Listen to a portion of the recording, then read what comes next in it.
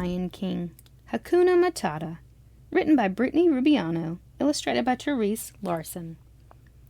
Once there was a little lion cub named Simba. Simba was staying with his pals Timon and Pumba at their colorful jungle pad. Timon and Pumba taught Simba how to live like them, which was turning out to be pretty great. For one, there were no rules. He could play with new friends and have snacks whenever he wanted, even if they mostly ate bugs. Best of all, he didn't have to take baths. Simba was learning a lot, like the fact that Timon loved eggs, though they were hard to come by, and that Pumbaa enjoyed buzzard bowling, and hedgehog bowling, and rock bowling. Really, he just loved knocking things down. Who doesn't? But the best thing Timon and Pumba taught Simba was their motto for an easy life, Hakuna Matata, which means, don't worry. The past got you down? Hakuna Matata. Change your future. Your favorite watering hole suddenly taken? Hakuna Matata. Find a better one. Anteaters being snooty? Be you. Hakuna Matata. One morning, Simba woke up with the sun, ready to pounce on the day. But it seemed Timon and Pumba were sleeping in. Feeling antsy and ready to hunt for grubs, Simba decided to go exploring without them. Soon he found a nice open field where he could run around. Hakuna Matata, he thought happily.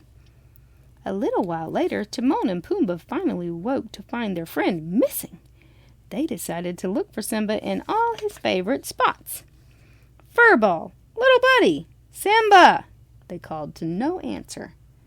Well, this isn't good, Timon observed. How did we lose a lion? Pumbaa added, concerned. A few clearings away, Simba was living Hakuna Matata to his heart's content. He wasn't sure how the morning could get any better, until he found a perfect mud hole. Meanwhile, Timon and Pumba asked their friends if they'd seen Simba, but no one had. They trekked farther, and soon they found a grassy field they were sure the cub would love. But he wasn't there either. Well, there was no denying it. Something terrible must have happened, Timon cried. Pumba gasped in horror. They were officially panicking.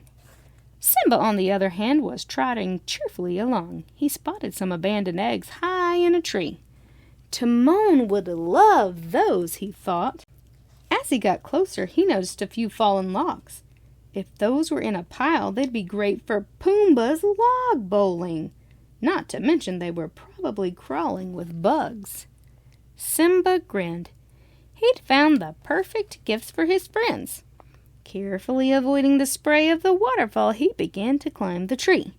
But his little claws wouldn't hold him. Not too far away, Timon and Pumba feared the worst. What if he fell out of a tree? What if he fell into a river? What if he fell in with the wrong crowd?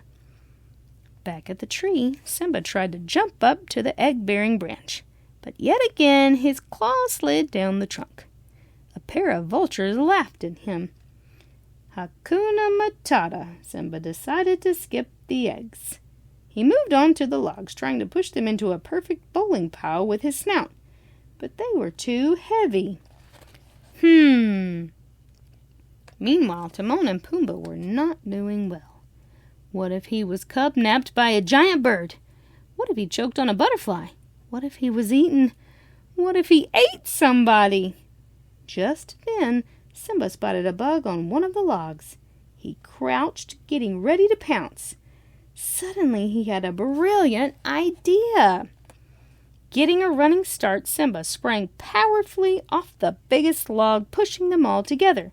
He flew into the air, through the waterfall, and toward the eggs. Hakuna Matata! At that moment, Timon and Pumba stumbled upon the scene. Timon and Pumba wailed, "Gah! No! It's worse than we thought!" Simba landed and gently handed over the nest. "Guys," he said, "I'm glad you're here.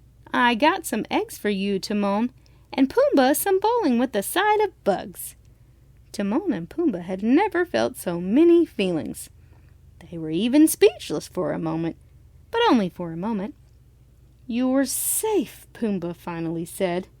Timon choked back a sob. "And you got us presents." Simba stared at them. "What? Were you worried?" Pumbaa coughed. "Us? Worried? Of course not. Don't be ridiculous," Timon scoffed unconvincingly. But Simba knew exactly what his pals needed to hear right then. "Hey, it's all right," he said with a wave of his paw. "Hakuna Matata."